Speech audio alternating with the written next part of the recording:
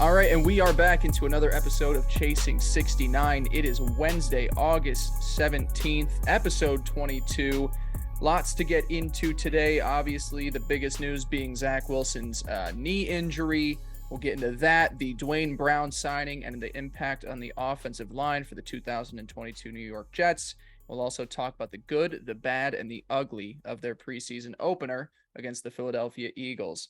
I am Blake Pace alongside Teddy Pristash. Before we get into things, make sure to follow us. Yeah, Teddy, what's up? What's up? How you doing? Nothing, dude. I'm doing good. I'm Good. A lot going on, It's officially the week after the first week of preseason, so I'm excited to be here. I'm excited to chat. Good. And so excited Yeah. you had to interrupt me before I told everybody that make sure to go and follow us on Twitter at NYJ Twitter's _ heating up. chasing69. Same with the Sorry, YouTube page. Say that again. Follow us on Twitter at NYJ _ chasing69. Did you take cocaine before we got started here? Are you just ready to roll? Dude, I'm just feeling amped up. All right, I really am. We're good. talking Jets, man. Well, the Twitter for the third time is going to be NYJ _ chasing69. Same with the YouTube page. Teddy's personal Twitter is at Teddy Huncho. I am at Blake Andrew Pace. Like I said, and like Teddy said, we are officially 1 week in to the preseason, or moving into the second week here.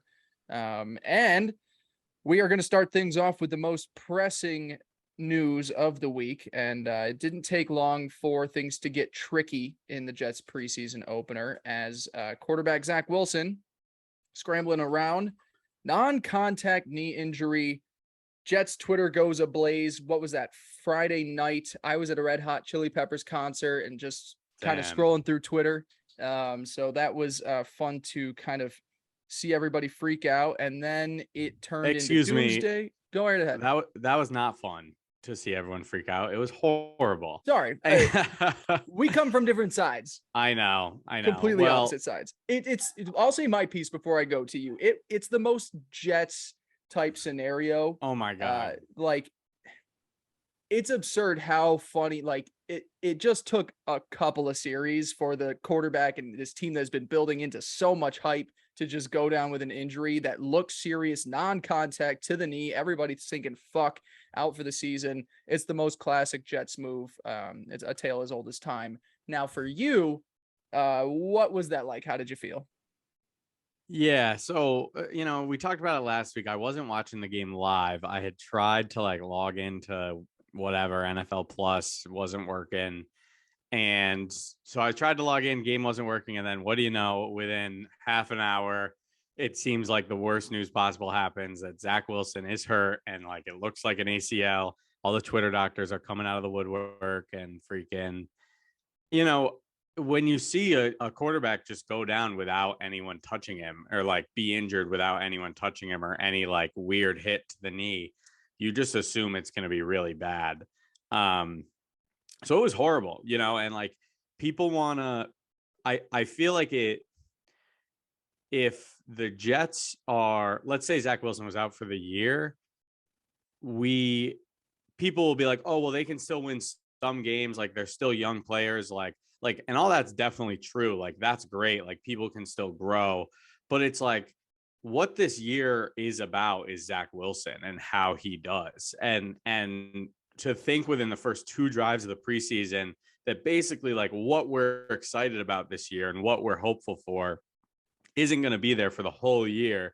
It was just wow, we're just going to have another wasted year where nothing matters and the team can't move forward and can't take a step. And so it was just Jesus, man. But then, shit happens and it turns around, and then it turns out when I got that bone bruise and they got to check out the meniscus, I was just ecstatic, because it went from, even though we weren't out of the woods, it went from being so sad and just mad and just bummed out to having some hope again. I mean, we're still a month away almost. I mean, a little less. Zach Wilson got surgery yesterday by the 16th. Time that this is out. Yep. August 16th. So 4 weeks is the long end of the timeline, which I think is optimistic. So maybe he's out there week 1, maybe he's out there week 2, maybe week 3. I don't really care.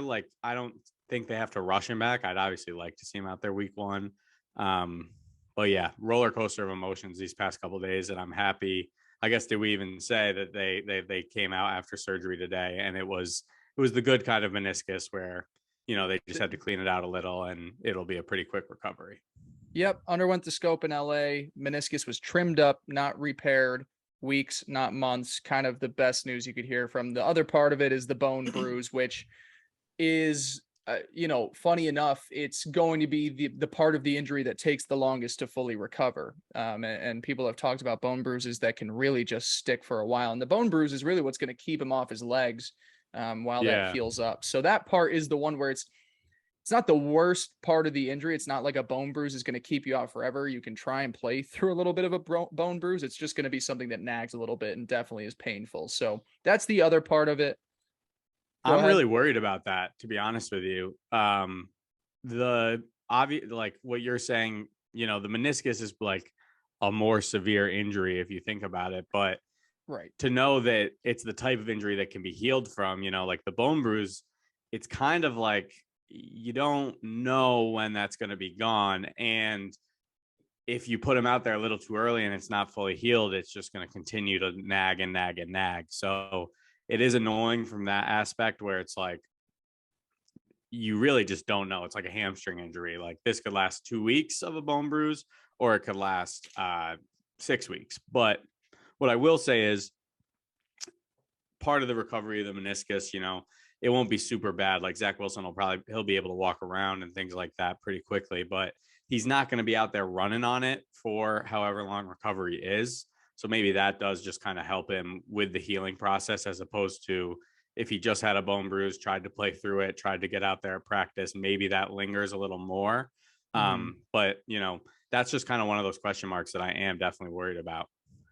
Yeah, and the number one thing that they saw, and I even saw as most recently is a video that Ian Rappaport had put out on Twitter that was recorded on NFL Network, is they are adamant, coaching staff and management, that he will not be on that field until he is 1000% ready to go, which to me is more so about that bone bruise and making sure that he is able to move that knee perfectly fine with no pain before he's out there. And I think the fact that it is not a season ending injury, they know that they can just take their time with it, make sure he's back out there, because like you said, this year is about seeing what Zach Wilson is as a quarterback. And if you're going to try and throw him back out there early, let me take a step back. If this team makes the playoffs, if they win games, if they go beyond what their expectations are, that is fantastic. But at the very minimum, you want to see your quarterback take that step in year two. That is not going to be the case if you throw him out there week one, his knee's not ready, and next thing you know, he's sidelined for a couple of months because he takes a couple of bad hits. So I agree with you. It's nice to see that the team is going to be very precautious with getting him back onto the football field. And you're right, it's that bone bruise that's probably going to be the longer pressing issue of what gets him back onto the football field. So, Teddy, what I guess that means in turn, moving on to that, is there's a chance we're looking at Joe Flacco starting off the season as starting quarterback for the New York Jets. Funny enough, week one being against his former team, where he won a Super Bowl ring with, and that's the Baltimore Ravens. I would kind of put it at, I would think it'd be smart for the Jets to just go out there and say that Joe Flacco is going to be the week one quarterback. Now, of course, if Zach has this, a massively impressive recovery time, then if he's 100%, throw him out there. He should be the quarterback. But, Flacco has this opportunity now where he has, his former team coming up week one, practice on Tuesday, August 16th, seemed to go very well for him. I saw an unofficial 14 for 17 with, was it 4 touchdowns or 2? Really great practice today. I love practice stats. I know they're the best. So, what are your thoughts on, I guess, starting off the season, if they have to, week one, maybe week two, with Joe Flacco under center? Yeah. I mean, I'll use this as kind of the way to put a bow on my thoughts on Wilson's injury from playing. But it's like, if Zach Wilson, my thing with the meniscus is I feel like it'll take at least 4 weeks. I feel like usually meniscus repairs would be like a 6-week injury, and maybe that's shortened a little bit with, the improvements in surgeries and whatever. But odds are, to me, when we're on that week 4, okay, week one's coming up, like, what are we going to do with Zach Wilson? we're still going to kind of be in that question mark. Okay, is he ready? Is he not ready? And exactly like you're pointing it out there, if Zach Wilson's only 90%, they're not going to play him. You know, they want him to feel 100%. And, you know, thinking about how much of a lost season it is if he misses 17 games the whole year. If he misses the first week or two, you got 15 games to evaluate your guy. You know what I mean? Like, so there's really no pressure. So I totally agree with you there. And I think Flacco is fine. I know Jets fans are like running rampant on Twitter. It's the battle of like, Flacco's been great. He's outplayed Wilson, blah, blah, blah. He's outplayed basically every starting quarterback he's come in for, him and Darnold. But he also is 0-5 as a starter. I saw that stat like getting thrown around. Yeah, hasn't won a starting game in 3 or 4 years. Yeah. But also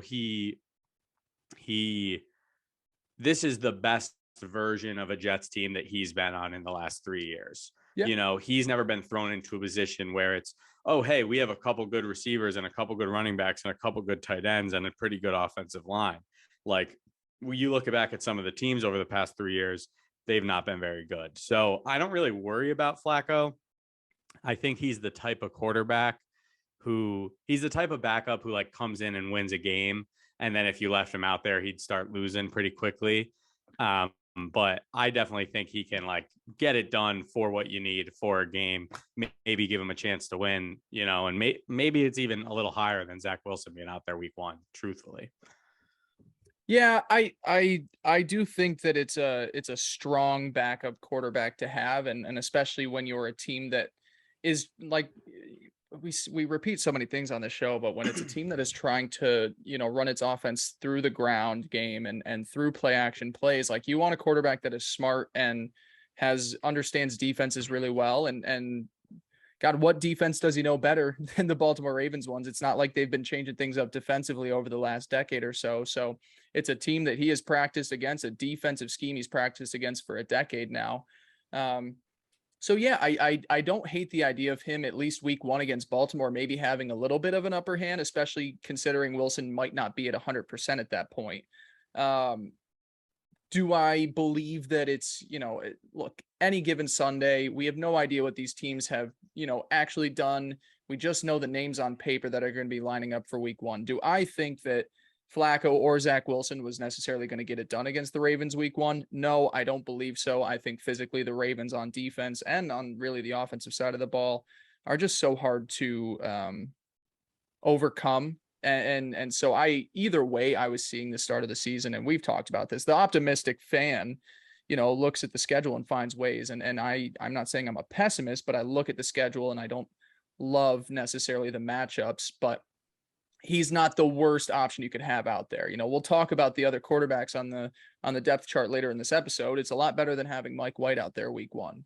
Which is funny enough. And it kind of compares these situations. It's like you were saying, that quarterback that goes out there and he wins a game and then it starts to fall kind of back.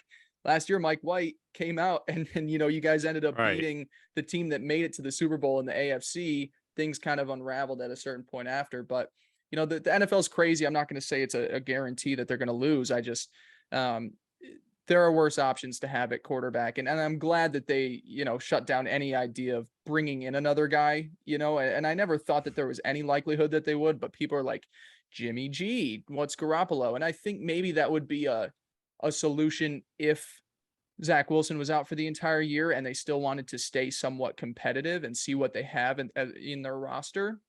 But with just a couple of weeks, there is no need to bring in anybody when you've got a serviceable backup that's been around the league for a while. Definitely. I think the most important thing is just, you know, getting Wilson out there for, you know, and keeping him healthy as best you can this year.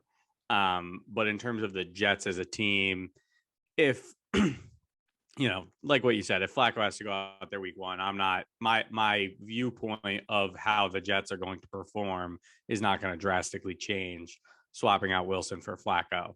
Yeah.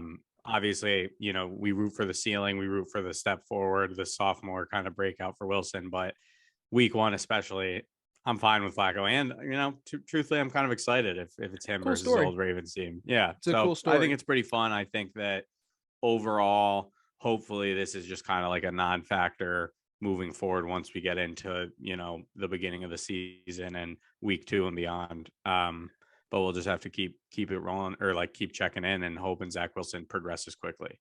Right. The only thing that I don't love in terms of like the long term and Wilson coming back and having to finish out the season when we have spoken about the importance of this year for him is, you know, training camp was a little bit up and down. It started slow, it picked back up, and training camp and preseason should never be the final say on a player. But with a quarterback that in his rookie season struggled with consistency and struggled with timing and, kind of his connection with certain receivers over others, not being able to get in these final 3 weeks in preseason action, I don't necessarily love, especially when you've got a new rookie in there, new tight ends, coupled, actually, we'll get into it, but almost an entirely new offensive line, new running back.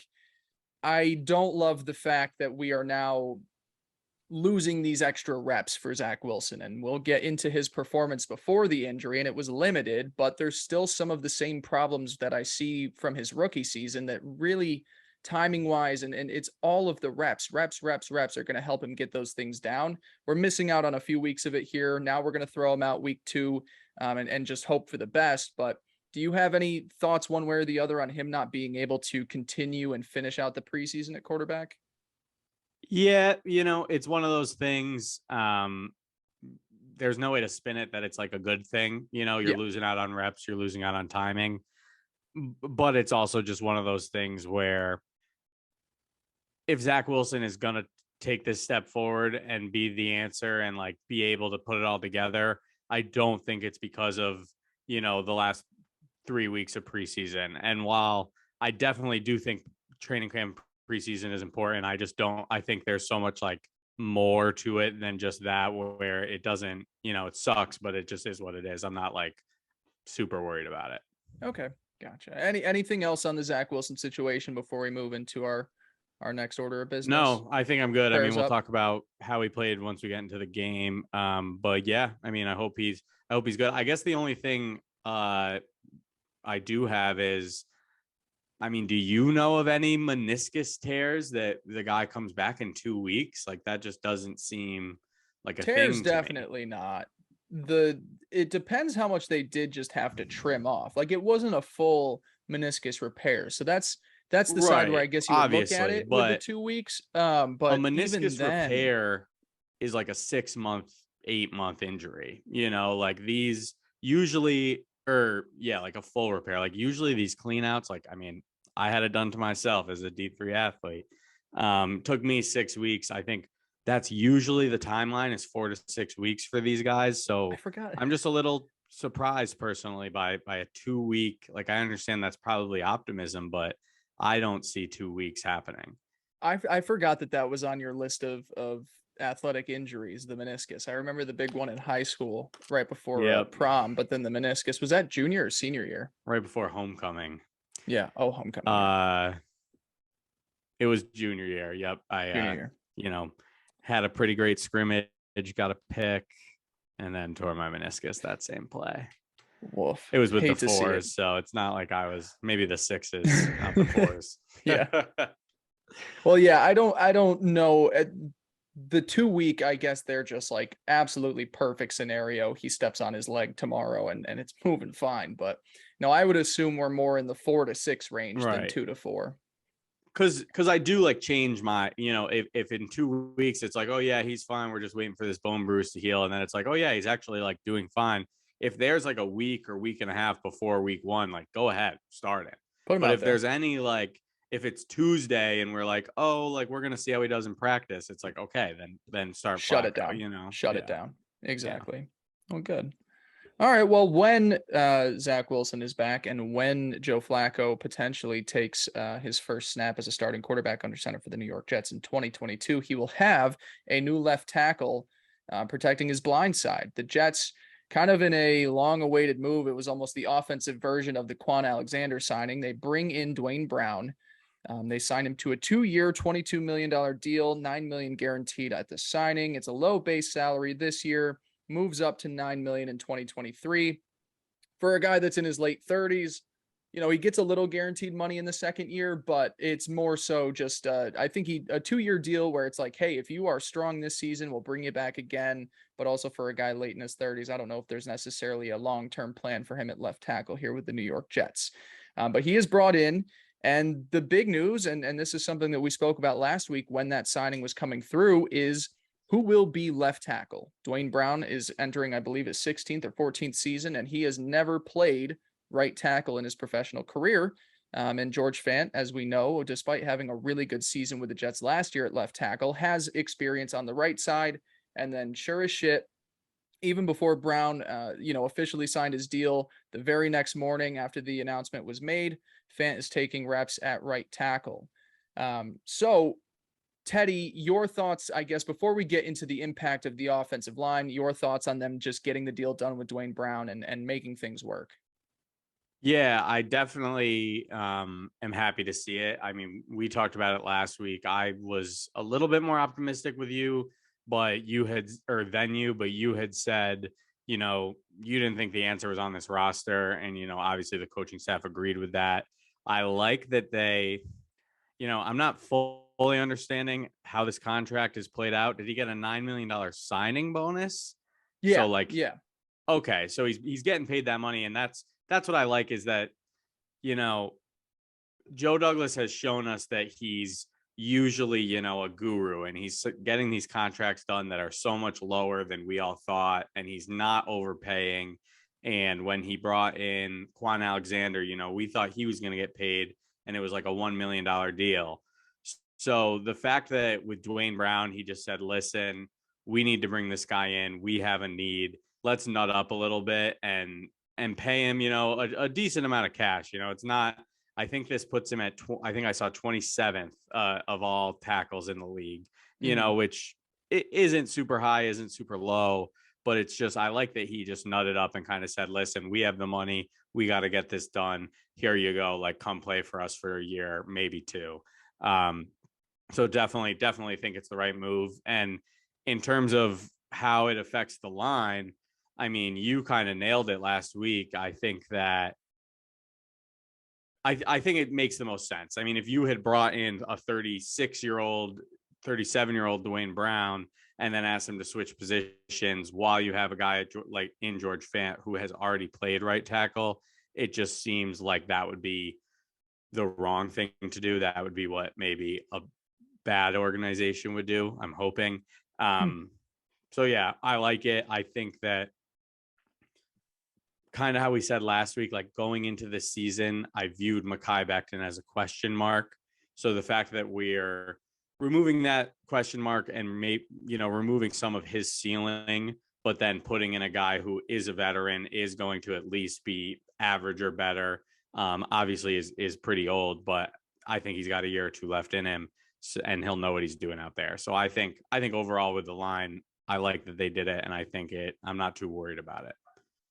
Yeah, no, I said it last week. The most important thing is getting the best collection of 5 starters out there on the offensive line. And, Max Mitchell, some of the other guys that were playing tackle in this preseason game, I think we can be hopeful for the future that maybe they can contribute to this team. But if they weren't going to go the trade market, free agency, this was the best option. And if he was not going to go in and play right tackle, they weren't going to get him unless they brought him into the left side and move Fant over. So they get it done. There is this kind of crazy thing where, you had a team last year who was a very strong offensive line. The Jets had a much improved offensive line, the best that they've had in years. And now you take a look at what they've done in in less than a year. And they've reshuffled just about 4 of the positions, and it's not by choice. The Becton injury really changes things up, and they wanted to upgrade at guard, so they bring Lakin in and they move AVT over to the right side, and now they have to go bring in Duane Brown. They're sitting at this spot where this offensive line is completely reshuffled, and it's 4 new pieces, or it's 4 guys that are either playing a new position or are new to the team. So offensive lines, to me, Our best I when think it's 3 guys. Go ahead. Well, Lakin We is new to the team. Duane Brown is new to the team. Fant is playing right instead of left, and AVT is playing right instead of left. Oh, see, you got me on the I AVT thing. gotcha I there. forgot he moved over. Only thing that stands is Connor McGovern at Our center. boy, Our our boy, boy. the Yeah. weak link. But anyways, the consistency of offensive lines and them gelling together is so much easier season to season when guys don't have to move around, and maybe you lose a guard one year and you can replace him with another and you can do these small patches, but this is a complete restructure of the offensive line. Now it still is the best version that they were going to possibly have. There was no other option where it was going to be this is the most talented version of the offensive line. I do worry a little bit that they are kind of racing to get this unit fixed 3 weeks before the season starts. Do you share the same concerns, or how are you feeling about the offensive line now that, we've got all these moving parts? Yeah, I think it's valid. I do think that if you're worried about a lack of consistency and a lack of guys playing together, the best way to overcome that is with veteran players. Yeah, good And point. like one thing that is just so clear about this is you have guys who've been in this league, played in this league for a while, and have shown. I mean, Duane Brown was a Pro Bowler last year. Lakin Tomlinson was a Pro Bowler last year. George Fant had the best year of his career. Are we worried that he's moving back to right tackle? I kind of am, but we'll see Yeah. what happens. The center is not great, but at least it's the same guy. And then you have who I think is going to be a Pro Bowler in AVT. So I still think overall with the veteran presence, they'll be okay. And for me, it's more about, I understand what you're saying year to year for sure. But for me, it's like, I want to get to like week 12 and have the Jets be the team where that graphic pops up, like same starting lineup since week 1. You know what I mean? Yeah, And it's just definitely. the same 5 guys with 12 starts, week 12, like something like that. That obviously, you can't control injuries, but that is best case scenario. Like, I don't know. No, that's a good I'm just point. daydreaming. Compared to throwing Max Mitchell in at left tackle and moving, Fant to right. It's not like these are guys that haven't been around the league for a while and can make these adjustments. I just, we're sitting here just less than a month before the season starts. So it's less than ideal, but hopefully it all can get together in the next few weeks. The only last thing I wanted to mention about this offensive line and this signing is I kind of feel like the Jets need to do right by George Fant and get a deal done before the season starts. I I sort of agree. I just he had such a good season last year, and they've spoken nothing but great things about him off the field and in the locker room. You're moving him to the right side now, where his production hasn't been as great as it was last year on the left side. I don't know what the number looks like now that you're asking him to play right tackle, but are you telling him like, hey, get through this season? If we get Becton healthier, maybe we draft another tackle that's ready to go. We can move you back to the left side. It sucks for him that he has to go from this revelation of a season that he had and then just switch off of it because they needed to bring in a fifth guy for the line. I would love to see the organization do right by Fant, get a deal done where he's comfortable with the money and understanding of his situation, not just this season at right tackle, but hopefully the potential that he could one day move back to that left side. Yeah, it's excuse me. It's hard because this is the type of move where I do kind of think that, like, just from a pure football standpoint, it makes more sense to wait a year and then maybe sign him to like a 2-year deal where you pay a little bit of a hefty price, but you're not locking yourself in. But it's kind of like the Braxton Berrios thing, and don't get me wrong, Braxton played his way into that contract. He deserved it, but it's, are you going to spend $6 million for a guy who's going to contribute on special teams and like be your 4th string receiver? Maybe not, but he's a guy who's gotten it done for you, has done the right thing, has been a team player. So in order for you to get that buy-in from the locker room, he's the type of guy who you want to pay. I think it's the same thing with George Fant when you listen to what the coaches say about his leadership and what he was able to do having his best season of his career last year, and what he's doing right now currently, and saying, hey, we've had so many discussions all year saying, I'm going to be the left tackle. That's where I think I'm going to be the best.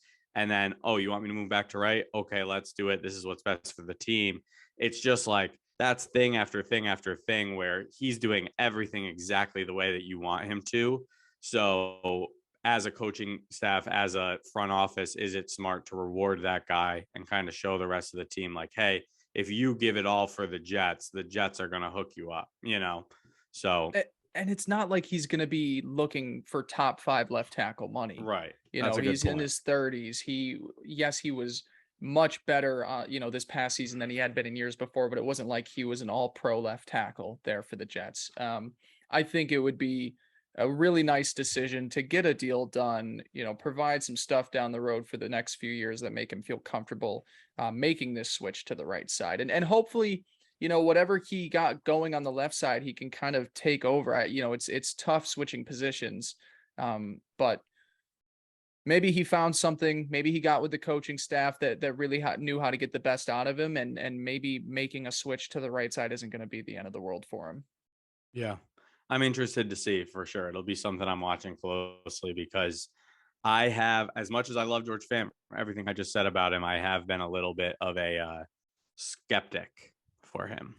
It's tough, and he's on the right side now, and AVT's over there, so at least the two of them have played alongside each other last year, so at least that connection is still there. But I don't know, it's a lot of new pieces, so hopefully they're able to maintain some of the success they had found last year and build off of that with these new pieces on the left side. Yeah. All right, well, Teddy, the Jets did play a football game on Friday, as we spoke about earlier with Zach Wilson. We are going to kind of break this down by the good, the bad, and the ugly. I think I'm really going to be the only one that talks about the ugly, because I don't think Teddy would ever say that there's anything ugly about the New York Jets. Just bad, but I'll take things to the ugly level. It was hard for me to find things from week 1 of preseason that I'm ready to call ugly. But, I think there's a lot of things that we can have nice, realistic conversations about.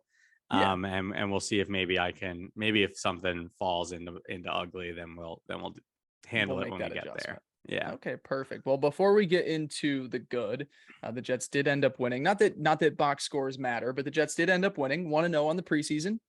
I would like to talk about this for a second. Go right ahead. I definitely do agree that obviously, like preseason, you don't have to win the preseason. It doesn't really matter. But this is 2 years in a row now, 4 preseason games under Robert Saleh. And you just love to see like the fight, and especially from these guys who are bottom of the roster. Obviously, the guys who are playing deep into the fourth quarter aren't the guys who are going to be making the team, and they're fighting for practice squad spots. But just like the consistency of just seeing, like, even though it's the preseason, every guy out there wants to be out there and wants to be battling. And, it doesn't matter that they got the win at the end of the day, but it is, it's another example of, like, just like last year when we had that Hail Mary to Yeboah, it's like, oh, this team put up a fight. And, when we absolutely needed it in order to get a win, in quotation marks, they did, and so just from like a coaching aspect, I just like to see that, it's good on your coaches that they can motivate these players to care, about actually getting like the goal of the game, which is to win. Well, and especially when the majority of the game is being played by those guys that are absolutely fighting for their jobs, and to be able to say as a coaching staff, like, yeah, when we needed it most, we got the most out of some of the guys that won't touch the field much at all during the season. So I get that side of it. It's definitely nice, especially for a team that is very young, a young coaching staff, kind of building that winning culture that has been missing for quite some time in New York. And before we get into the actual game, I would just want to say one of the best things, I'll say before the good, one of the best things was that right before the game, Robert Saleh told both CJ Mosley and Carl Lawson they would not be playing, which Blake and I had kind of discussed last week, him especially, that, he didn't want to see anyone out there, we had even shared, like we had texted each other being like, why are they playing Lawson? Yeah. So smart move there. You wish they didn't play Zach Wilson, but that's a Yeah. little different as a second year guy. But smart decision there. Yep, definitely. And I guess I'm going to start off kind of talking about one of those things. So Teddy, I want to throw it out to you. I guess we'll go back and forth with some of these good, bad, and uglies. For some that we've got a little extras for, I want you to get into as well too. And then you've got your not surprise segment, but your extra segment, just things to talk about. It necessarily, not that they were fantastic, but they definitely weren't bad. So just a couple things that we'll touch on then. But kick things over to you first. Your number one the good from this game. What was one of your favorite takeaways? Yeah, and this is a little interesting because it maybe didn't reflect in the gameplay. But I just put, Mike LaFleur and the offense as a whole. I really watching it, I really enjoy like kind of seeing, even though it's preseason, this is kind of when you get to see what the base is of the offense and defense. It's, they're not game planning for the Eagles. They're not game planning for the Giants next week. They're just running, this is our base stuff, and we'll adjust it and tweak it week to week, depending on our matchups. So I really like seeing all the 12 personnel. We've talked about it all off season, but I just love the 2 tight end sets, motioning guys around, running the ball. I really like just like the creativity in the plays. And even though they're not like game breaking plays, I just think that LaFleur has that little like flair to him where, he knows how to add an emotion or add in a play action scheme that just like really works and really helps to make the game easier for the quarterbacks. The other thing I just want to mention about this is I'm talking about the 12 personnel. What I really liked, and I'm sure, most teams do this, but what I love to see is just the variation when like they're running the same exact formation, but they're switching out from a 3 wide receiver set to a 2 wide receiver set or vice versa. So they'll have the same formation with Tyler Conklin in his position, and then the next play it'll be flipped with Braxton Berrios in that position. And I just, I like to see that kind of like nuance, because that's where you can really confuse a defense. And they're in 2 tight end set, and then all of a sudden it's like, oh, that guy's not a tight end. Braxton Berrios burns you deep, touchdown, Jets win the Super Bowl. So Is that what you're doing thought, in Madden 23? Yeah, exactly. I just thought I liked what the offense did overall, like the way they seem to be designed. I like Mike LaFleur, and he was probably my number one plus from this game. Yeah. I was reading up on Warren Sharp's book about the Jets this past weekend, or maybe it was early last week when I was reading it. One of the biggest things that he always talks about is just the importance of getting the defense confused before the ball is even snapped. And that is done by changing up your personnel groupings and changing with the pre-snap motion. The pre-snap motion 85% of the time doesn't mean dick, but it confuses a defense and makes them rethink what their assignment needs to be. So I totally agree. One of the things that, we've talked about all offseason that we're most looking forward to is Mike LaFleur kind of making this ascension as one of the best, stronger offensive coordinators in the game. And, like you said, it's not always something that translates. Like, it wasn't like they had this crazy explosive offensive showing, but what we saw before the snap and just what this offense is, I guess, going to kind of look like is something that the successful offenses of this current age do to make life easier for their quarterback. So totally agree with you there. Really liked what we saw to Mike LaFleur. To switch things over to, I guess, my most positive takeaway, the defensive line was great and really held up against a strong, physical Eagles offensive line and a strong run game for Philadelphia. And it was really just about everybody. Quinnen looked fantastic. I saw him, the first few series that he was out there, I just saw him in the backfield a ton. I think it was almost even the first play of the game. He almost got a sack on Jalen Hurts. He was disrupting up the middle. Now, he was a lot of the time going against a rookie center, Jason Kelsey, out with an injury. So it was Cam Jurgens, but Jurgens has been applauded all preseason for being a solid center and a guy that's projecting as a future starter. So take it with a grain of salt. Their interior guys weren't what we're going to see week 1 for the Eagles, but between him, Bryce Huff had a few great plays in there as well too. Jacob Martin. it's nice to see a front four that we've talked about is going to be so deep and so loaded. I think a decent amount of guys really got to show off their stuff in the limited action that they had. Yeah, definitely Oh, agree. Oh, Clemens, throw him out there as well too. I got to give there, him a shout out dude. as well. I was just about to say the one guy I'd throw in there, along with those three you mentioned, is Michael Clemens. I mean, you can tell he's not the most like technically gifted player, but I mean, he definitely has a motor and he definitely plays hard and can kind of blow up some plays. And I'm excited to see what he can do. Um, Definitely agree on Bryce Huff. You know, I hope he can stay healthy, and I'd love for him to become an impact player of some type on this team. He's kind of been that like hopeful for a few years now. So you know, looking for a breakout year here from him. Only other guy I'll mention kind of for this D line is Jabari Zuniga. You know, 2020 Yeah. draft pick. Actually had a pretty decent game. I thought he was kind of showing up on film. You know, he was making himself seen. Do I think it really matters? No, but I just want to kind of give him his flowers. Of course. Um, Only other thing to mention is I really just liked like pretty deep into the game. They were still rotating pretty heavy. And even that like first drive, they were rotating pretty heavy. So there's not, like we've talked about, you know, this is a lot of these players are going to end up making the team, and a lot of these players are going to be out there, you know, on a game to game basis. Mhm. So it's just exciting that hopefully we really have that firepower to just play after play. You're not losing a ton of conditioning, and, you know, getting guys in there that can get after the quarterback. Exactly. Young guys and depth pieces showed off in preseason game one. And if we're sitting some of the stronger weapons that they have on the defensive line, makes me feel really good about how they'll face up against some of the stronger offensive lines in football this season. So that was my biggest positive plus takeaway. Teddy, to throw it back to you, what else did you like that you saw? Yeah, I guess next thing I'll go is you know, just the rookies. I guess it was fun to watch the rookies. Obviously, none of them did anything crazy, but again, it's preseason. I don't think that's what it's about. I think it's more about just showing that they were capable.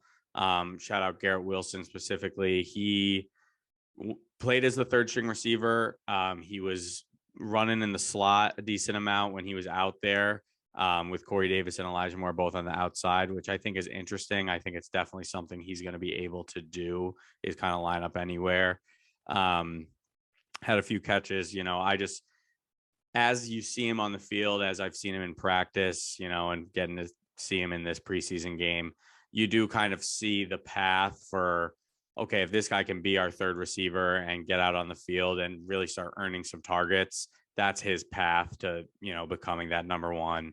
Corey Davis, I'm pretty sure had 0 catches, maybe like 1 target. I was going to look that up, but forgot, but I don't remember Corey I got it Davis right doing here. I'll pull it anything. up for you. Yeah, I don't Yeah, remember let me seeing much of know. all either. So, you know, Garrett Wilson, I thought he looked good out there, seeing him play some real football. And then my boy Brees Hall, who I just drafted 101 in a dynasty league. You did. You know, only 5 for 15, not great numbers, but had that one kind of outside run that was pretty great for a first down. Had a couple other decent runs. So I just thought it was fun to see them. Jermaine Johnson looked great. Sauce, I didn't really see much, but he didn't seem to be targeted. So yeah, I don't know. I like the rookies. I thought they all looked good. Definitely. I agree with you. You know, and some of these guys, if they didn't have the best performances, it wasn't necessarily their fault. Like I'll get into, you know, we'll get into the bad, but some of Brees Hall's runs really didn't have much of a chance there on some of them. So, Definitely. but no, it's like we said, it really all it takes, and I wrote about this in one of my more recent pieces with Sports Illustrated, is all it takes is 1 or 2 plays from these rookies to just capture some early excitement about what they're going to have. And it's not like they're going to come out here and dominate the game, especially if they're prize rookies. Maybe they aren't going to play as much. Now, I think the Jets did a good job by having their guys out there a decent amount to get those reps going. This is supposed to be a special draft class for the New York Jets. So it's good to see them all kind of have a little bit of shine there.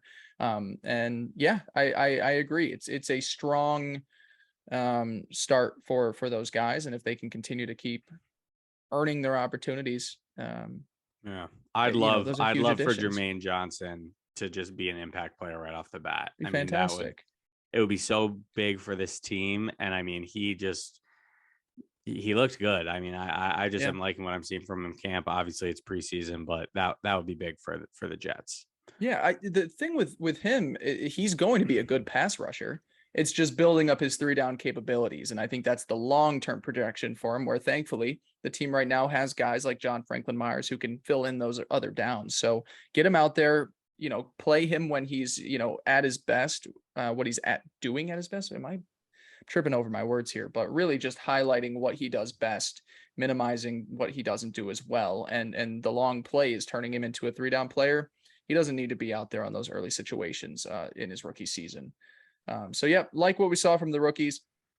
I'm going to kick things over to just 2 new additions that weren't rookies that I really liked what we saw out of them in their first games. And I don't want to step on anything that you're going to say here. So let me just double check. Perfect. I'm not going to do this. So I apologize also. I guess I should have said this before, but I didn't know if it was going to happen at all. If you hear any unfortunate coughing, my dog is on my bed next to me dealing with a little bit of kennel cough. I don't know if you just heard him there, but he's having a little bit of a fit right now. So apologies for the noise. I feel bad for him, but I don't hear him. But he's tell Bush struggling. I love Okay. him. Well, Bush, Teddy loves you, so he's licking himself. So he's not good. paying attention. He's enjoying himself. 2 new additions to the New York Jets that I really like what we saw in their first preseason game. Tight end Tyler Conklin and safety Jordan Whitehead. I liked what we saw to both of those guys. Conklin, to me, the more I continue to watch him and his involvement in this offense, I almost think that he's going to be tight end 1 over Uzomah. And just in terms of his ability in the passing game, I think is what does that the most. But I also thought he did a much better job blocking in this game. We've talked about the 2 tight end sets and how both are going to be out there a decent amount. I really like what we saw out of him. And then Jordan Whitehead as well, too. I mean, he's such a tone setter for this defense. And I'm trying to think, if it was a 3rd down, it was a 3rd and goal on the second drive, and Gardner Minshew was scrambling out of the pocket and had, was it Quez Watkins at the side of the end zone? I know and at exactly the very the last second, Whitehead just pops up, and I'm still getting used to the numbers, the jersey numbers. So I was like, who the fuck is wearing number 6? I was like, how dare they take away from Mark Sanchez's number? And I was like, oh shit, Jordan Whitehead, what a play there. Like at the very last second, pop the ball out. He's going to be a tone setter for the defense. Just pure physicality. Something that I know you had written down as well too. Love seeing him down in the box on these early downs. Like he is just essentially going to be another guy that's out there just helping out this run defense. So for 2 additions that, Whitehead was a little bit more on the expensive side, and then Conklin was more of this value free agency find. Those are 2 guys that after preseason game 1, I'm saying new guys on the team made strong impacts in the snaps that they had there. I think Conklin finished with 3 catches for about 24 yards. And like I said, Whitehead was making plays on the field. So like what we saw from both of those guys in their first game, wearing the green and white, or was it green and black that they were wearing? Maybe I think it was green and white. Green and white. They were in their greens, but yeah, Tyler Conklin, I totally agree. When I was writing, I think that Uzomah and him are going to be, 1A, 1B. It's just going to be like who ends up getting.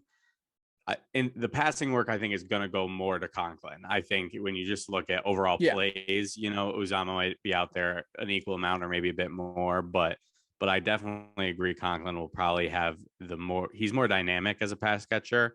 And when I noticed, he had 3 catches, but it seemed like they were plays where like he's the easy kind of designed route to hit. And when you look at plays like that, where it's just, he's kind of that, all right, let's just get some easy throws going, get these guys feeling confident.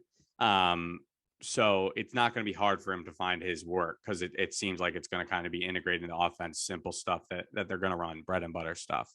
In terms of Whitehead, I mean, exactly. I love seeing him down, like on early downs, covering the slot, basically in press coverage. It's basically just like adding a linebacker in the box who, can cover like a safety, but I'm totally confident with him in the run game. So I just love to see that he is, he just kind of bursts off the screen when you watch, and you can tell he's probably their best player, Energizer Bunny.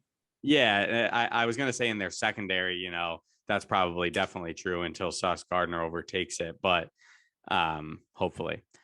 but he's going to be awesome. I'm really, really excited about Whitehead. So I like that. I like that pick as well. Yeah. And then before we shift into bad, I have a couple that maybe don't like qualify as good, Yeah. but are just kind of things I want to talk about. LaMichael Pirine, running back again, 2020 draft class. Tevin Coleman and Ty Johnson were both out, so this doesn't really matter because Pirine's looking at being either RB5 or RB6 on this roster, so it's not looking great for him. Yeah. But he didn't look bad. He showed some burst, showed some hustle. Good for him. Yeah.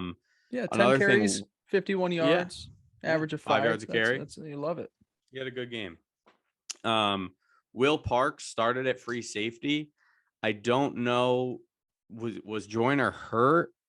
I would more so just think maybe that's not an hurt, old but thing. they just weren't playing him Yeah. because he's like an old man. But he started. He played pretty deep into the game, played into the third quarter. So I don't think that's like the play. But he was out there. He didn't look horrible. Nothing kind of really stood out great, but he didn't look bad. So I think that's fine.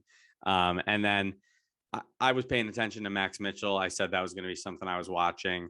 Didn't see really anything glaring. There were no plays where I was like, wow, Mitchell really fucked up there. Like, it's kind of like that O-line rule where if you don't really notice them, they're not doing too bad. I didn't see anything like super like, wow, he just manhandled that guy or whatever. But I think he was solid. I think it was a good first step for him. But yeah, that's all I had there. Yeah, I like those. And with Mitchell, yeah, I agree with you. It was sound and it wasn't, but like you said, it wasn't athletically overpowering where you're just like, who is this guy that is just holding up a brick wall at tackle? But no, I like those because those are 3 guys that should get their shine for the way that they played. It wasn't like they were fantastic and stole the show, but guys that they're fighting for their spot. And Parks probably ends up making it as a depth piece. Pirine, probably not. Probably I not. have it tough to even keep more than 3 running backs, but maybe a 4th still sneaks in there. But no, good for them to get their shine. That's a good one. And Teddy, kind of going into the bad and eventually the ugly. I did this on purpose. I wanted to make sure that we did a few more on the good than we did with the bad, because at the end of the day, it's fucking preseason game 1. We can talk about the bad when these games actually matter. But for me, I've got one thing for each that I want to talk about. But as we transition into the bad, what is your, I guess, first thing that you maybe didn't like what we saw from the Jets? Yeah, I'll start with the linebackers. Shocker. Yeah, I've talked a lot about the These linebackers this goddamn season. I care a linebackers. lot about them. Obviously, CJ Mosley didn't play, as we stated earlier. So Delshon Phillips started, which I thought was a little weird because he's listed as their 3rd string on their depth chart, and Jamien Sherwood is listed as 2nd. They kept Sherwood with the 2s. I don't know if they like just want to play him with Nasruddin because they were both drafted together. I don't really know what happened there, but Delshon Phillips is not good. Like, I'm not a hater, but he was just so not good like during that game. So I just thought it was funny. I believe Marcel Harris was the starter and Quan ran with the 2s. I thought that was interesting just because I kind of thought that would be switched by now, or just Quan wouldn't be out there in the preseason at all. So I'm kind of interested to see how that ends up working out, if Marcel's going to hold on to that job a little bit longer or when Quan will really overtake that. But, other than that, I just really didn't think they looked good. And I really didn't think like the pieces, it's not really about the starters. Like, I think Quincy did okay, other than that stupid hit on Jalen Hurts out of bounds. I think, CJ Mosley didn't play. But the backups that I was really looking for, Nasruddin and Sherwood and Delshon Phillips, and just really looked bad to me. I mean, Nasruddin and Sherwood both were just like not Terrible. good. I was watching them. I think they're 44 and 45. And they were just horrible. Sherwood had a couple plays that were okay, but majority was just like not very good. And Nasruddin was just bad the whole time. Um, so yeah, I was, it like doesn't really matter because I feel like a lot of fans have already written these guys off, but I was really hoping one of these guys could kind of step up and at least be some type of depth piece, but it kind of isn't looking pretty in my opinion. Yeah, I agree with you. And it's not like we thought they were going to be great heading in. You know, we looked at this as the glaring weakness of the defense. And fortunately, as we've continued to talk about, it's not the most important position on the defense these days. So you hope with Mosley out there, and Quan to me is just a matter of time before he takes over with the ones. And those two running next to each other is going to look a whole lot better than what we saw to the linebackers in this one. I will say, because I was gonna, as my first good when I talked about the defensive line, I was gonna include the front seven, just because I thought in those first few series when you had, more of the starters out there, I thought they did a good job laying some pop in the run game. But that also goes hand in hand with what they've said all offseason, where a stronger defensive line is just going to open up more opportunities for the linebackers. So I agree with you. It was not pretty, especially when you got to those depth pieces like Nasruddin and Sherwood. And then the hope is when we get the actual starters out there, it at least looks league average. I just need league Yeah. average linebacker play. Yeah. I think the starters are fine, granted they stay healthy. I do also just want to kind of say here, now that we are in the bad, I get that preseason doesn't mean anything, and we are, analyzing games that at the end of the day, the games in the regular season matter a lot more. But this is film, like this is these guys' opportunity to say, hey, Yeah, I'm pretty good. Like, hey, of course. let's show the league, like, oh, I can do this, I can do this. So this is what we have to work with a lot of these guys, especially these guys trying to make the roster. So I don't think that you can just, just to like kind of defend while like us talking about this. It's not like these are the oh, he had one bad preseason game, so it's over. But it's like this is how this guy plays when it matters to some extent. Yeah, definitely. Um, to kind of transition things over to my bad, one thing that I just my main takeaway from the bad side of things, I did not like how the guards and centers looked in those first few series for the Jets specifically, and that's Lake and AVT and McGovern there. They got little to no movement in the run game at all. And I agree that they are talented players at both guard positions. McGovern, I think, is kind of just like a placeholder in the meantime. Hopefully, with the guards around, like we've said, if he's playing next to better guys, he performs better. Um, this schedule for the Jets, they've got so many big fuckers on the schedule defensively, and those defensive lines are going to be terrible to play against. Baltimore, Pittsburgh, Cleveland, the Bills twice, the Patriots twice. The Packers have a really filthy interior defensive line. There are so many teams where I look at with this schedule and I want to see a little bit of movement in the run game. And I was highlighting that with Breece Hall and how you said, the numbers don't look great. Few of those runs, he didn't even have a chance to get back to the line of scrimmage because Fletcher Cox had just burst through. And then Jordan Davis had just burst through. There was missed assignments. The blocking was a little scattered and they got pushed back a lot. And there was some early pressure in on the quarterbacks as well, too. It's early. They didn't have, the full 5 starting offensive linemen out there, but those are the 3 that are going to be there. Didn't love what I saw from left guard to right guard. Yeah, definitely I think the running game is where that was the most evident. And I think that Yes. Yeah, definitely. that's where it matters the most because we want this to be a team that's, one of the better running teams in the league. I thought Lakin looked okay, but other than that, I don't think I have a ton to say really about the other 2 guys. But yeah, it's an important part of the game that is going to be huge for this Jets team to be able to do what they want to do. And that's the thing with like, we're talking about the bad just because we need to highlight the things that didn't look great, and they're not playing the full game.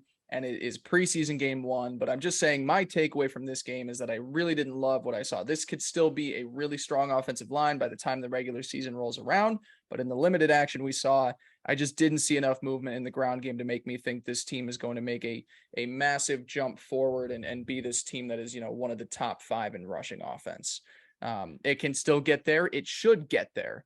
especially with a talented running back room, and what should be week one, a better offensive line than what was out there this past Friday. But from what I saw, I didn't see much movement at all. I didn't see them moving guys forward in the run game, and it didn't really open up many opportunities for Breece Hall in his preseason debut. Definitely. And we need Breece Hall to score a lot of points. We don't need to get into this at all, but I'm trying to get the first overall pick in a dynasty league to draft Breece Hall. And he's got the first and the 10th pick. The 10th pick is mine because, hey, your boy wins titles, but he has my 10th overall pick. I'm trying to get those two back with a package centered around Cooper Kupp and some other draft picks. So hopefully I can get that done. We draft next weekend. So hopefully I can get Breece Hall. Gotta get some Breece Hall. Breece Hall. Teddy, then moving into, I guess, your other, there's, we'll talk about it a little bit more in my ugly, but just a little bit on another bad that you could probably put this stuff in the ugly, but I wrote the quarterbacks for bad. I'm going to let Blake talk about Wilson in a little bit. But I'm going to talk about Mike White, and I want all the Jets fans who are Mike White believers to listen to this when I say Mike White is really, really not that good. Like, he's not a good quarterback. He's not the better than Zach Wilson. Oh, he threw 4 touchdowns in his first game. Savior quarterback. He's not better than Joe Flacco. It was just a lot of like overthrown balls and a lot of misses to me from Mike White. And it was kind of unfortunate because it kind of took away from seeing some of the second tier guys, obviously as you got deeper in the game and Streveler came in there, it was a little better. But when Mike White was in, he was not completing passes. He was not running the offense well. A lot of punts. So I just thought that was pretty bad. And obviously when Wilson was in, it didn't look great either. The one person I will say, this Streveler kid, not deserving of being lumped in with Wilson and Mike White in the bad category because he did kind of put on a show. But did you know this guy was on the team? Because I didn't. Nope. I didn't know we had a 4th quarterback. I guess it makes sense to sign one for preseason, but I did not know about this person. And I think I wrote down in my notes, he plays like the classic fringe roster quarterback who's playing for it all, trying to earn that roster spot, and just plays literally like his tail's on fire and like he's moving 100 miles a minute, like everything is fast with these inexperienced quarterbacks. And that's kind of the reason they're not like the greats, but it was just hilarious watching him. But hey, he balled out. Shout out him. He got the win late in the game. Yeah, exactly. And to piggyback off with the Mike White stuff, there's always these stories of these guys that everybody wants to keep giving second and third chances to. And it's not like Mike White lost his chance, but he never had it in the first place. It was clear that this team was building around Zach Wilson. And it's clear by the fact of Wilson going down and them saying, hey, Joe Flacco is our backup quarterback here. Like, he's going to be the guy that's ready to go. Tells us what we all needed to know. Quarterbacks can have these great stretches, but we know at the end of the day what these quarterbacks are. And Mike White, people were trying to say, oh, well, we're going to try and boost up his trade value. I don't think they've done a good job of that this preseason. I don't think he's looked to the point of where you're going to get like a conditional late round pick for him. Maybe that means he's got a chance to fill in on the practice squad now. But I agree. It wasn't circling back to kind of what we talked about at the top of the show, with how we feel about Flacco, if he has to start week 1. And, I don't really think it changes the floor, at least, of what this Jets team can be, other than maybe solidifying it to some extent. But it's like, Joe Flacco's playing quarterback, I'm not too worried. If Mike White is playing quarterback, I don't feel like we have chances to win games, like I just don't. And it's not, obviously he won us a game last year, but it was his first start ever. And it was on 90% of just flat routes, and you just have to be realistic about that. So I just saw a lot of Mike White believers coming out of the woodworks this weekend. And I feel like they had to be knocked down a peg. Good. Well, they deserve to be, because he went 10 for 20 with 90 But love you, yards. Mike White. Shout out you. Love you, Mike White. Good for you. Teddy, to move into my ugly, I want to talk a little bit about our boy Zach Wilson.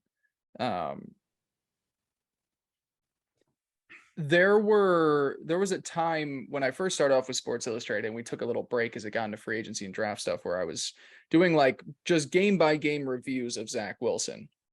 And the biggest takeaways were consistent throwing motion wasn't there. Timing on short to intermediate routes was not there. Throwing to guys in the flat was not there. And then holding onto the ball too long was not there, or it was there, and it caused a lot of unnecessary sacks and hits that the quarterback with a somewhat smaller frame kept taking in this rookie season. We didn't see much of him, but what we saw, I didn't get the impression that there was much improvement in those areas at all. And I saw Connor Hughes tweet about this earlier today on the 16th when we're recording this, and he was talking about Giants practice, but it kind of had me thinking about the Jets when he said it. And he said, usually week 2, week 3 of training camp is when the offense starts to catch up to the defense. They're saying the same things every day, and they're just getting more comfortable picking apart the defense that they've just been practicing against for weeks and weeks. And that got me thinking, because Wilson had a shaky start to training camp, and then it picked up in about the second week or so. And then we got to see him against a different defense for the first time. And it's not an overreaction. I'm not trying to say that the world is falling apart, but I haven't seen the improvements in those areas that I thought I was going to see from year 1 to year 2. There were a lot of short to intermediate throws where it's just like, get the ball out of your fucking hand, get it out of your hand. And he's still holding on to it. And some of them turn into completions. There was a throw to Tyler Conklin where, yeah, it was a completion for an 8-yard gain, but the throw could have been made a second or two earlier, where you just are reading, you're seeing the play develop and you see where the throw is going to be made. You don't need to see the tight end turn around. He's open. Now I throw it. You see and anticipate based on the defense that the tight end is going to be open. So you throw it. So when he turns around, the ball is in his hands and he can continue to move after the catch. So there were just a few instances like that. Obviously holding onto the ball too long. He takes off on the run. There's not much you can do about that. Just play things safe, a little bit here in the preseason, take a little bit care of your body and make sure you're staying healthy. But obviously injuries like that, there's nothing you can do about that. The interception was absolutely disgusting. I mean, just Definitely. Read Corey Davis from the snap, and the linebacker, all he had to do is make 3 quick steps over, and it just was right in his breadbasket. So that was disgusting. And the last thing that I've got, he always wants to make these deep plays. And I said it last week, just keep it simple, stupid. Not every play needs to be a highlight reel. We know you've got the crazy arm talent, but there were so many times that the pressure is coming on and his head is just looking down the field, where there's an easy just check down, just get a couple of yards, move the offense forward. So I like Zach Wilson. I think he is going to be a good quarterback. I expected a little bit more improvement in those specific areas that I guess I didn't see in the limited action that we got out of him. I think it's a fair analysis of what we saw from him. And I think the point being, those specific things that we want to see improved, better timing, better feet, better, decision making. It was not ideal to see kind of those same mistakes, especially early, with the interception, just kind of staring down a receiver, throwing it, getting picked off. I think it was like the first or second throw where he just completely missed someone in the flat. But I will just say, my pushback to the criticism is just like, he was 3 for 5. I think there was like 6 or 7 passing plays total. He started off bad. It was kind of one of those like classic Jet scenarios, right? Because he had, I think it was his second or third pass attempt that was the pick 6. So it's one of those scenarios where it's like, okay, well, he hasn't even really had a chance to like make any plays or like be out there on the field, but it's already being taken away because of these quick mistakes he's being made, which are obviously on him. But it's just, at the end of the day, it's a few plays that we saw. A few were fine. A few were positive, making good throws, stepping up in the pocket. A few were these bad things that we really need to see him erase from his game. So I think it's totally fair criticism, but that's the reason I had left him in bad and not ugly, is just because I think, it kind of is what it is to some extent. Right. The world is not falling apart because Zach Wilson went 3 for 5 with an interception. Like, I'm not trying to sit here and just kind of overreact and say, oh my God, this is a disaster, because I've been a Zach Wilson supporter since the day he was drafted, and going back into, October 9th of his, final year at BYU. Like, I was a Zach Wilson guy, and I still am. I just, heading into the game, there were specific things that I wanted to see, and Definitely. I got the exact opposite. Like, I talked about wanting to see the easy things, and the easy things we didn't get. So for those reasons, that's why I put him in the ugly. It's not the end of the world, just not what I wanted to see. Yeah. And just to touch a little bit on, the injury play, it's stupid. It is. It's a bad decision. You just have to know, throw the ball away or just run out of bounds. Just trying to make too much happen. Probably wanted to make a play after the interception. But yeah, the only other thing I wanted to say here was obviously seeing our starting defense, who was historically bad and the worst defense in the league last year, give up 2 touchdowns on 2 drives. Not ideal. But I do think, after the interception, short field, they put up a good fight in the red zone, even though ultimately they did let up the TD.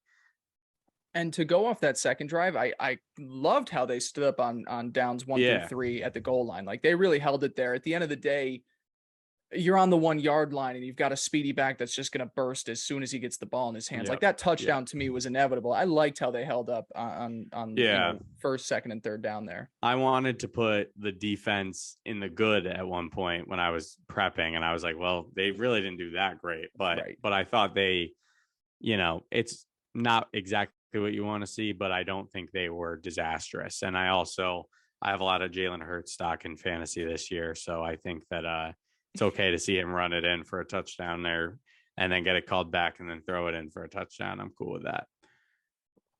Yep.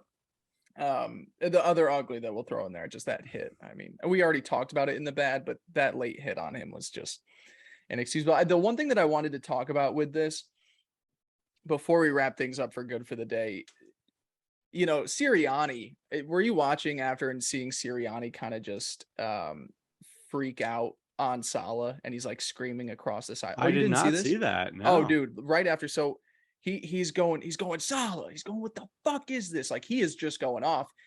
And I get being pissed. That's my franchise quarterback. He's the most important parts of his team. Yeah.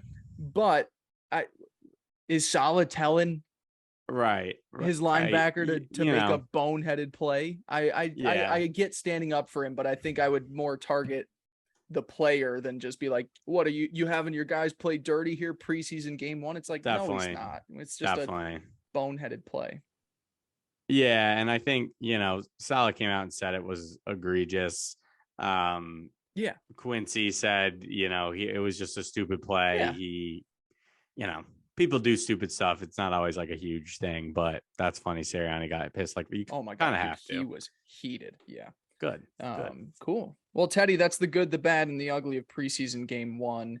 And that wraps it up for us today here on Chasing 69, a New York Jets podcast, episode 22. We have a very exciting episode coming up next week, as we are bringing in 2 fellow friends of ours. I guess Teddy's friends from college that I've kind of turned into my friends as well, too. I'd say they're your friends as well. One is a resident Patriots fan. One is a Bills fan.